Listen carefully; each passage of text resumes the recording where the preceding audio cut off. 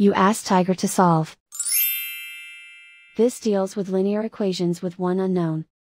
The final result is x equals -2. Let's solve it step by step.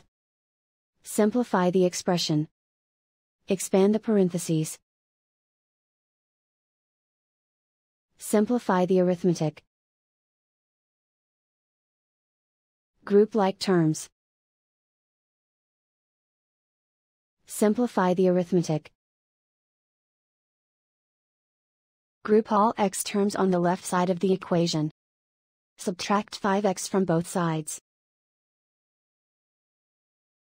Group like terms.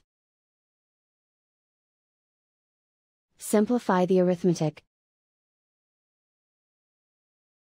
Group like terms. Simplify the arithmetic. Group all constants on the right side of the equation. Add 11 to both sides. Simplify the arithmetic.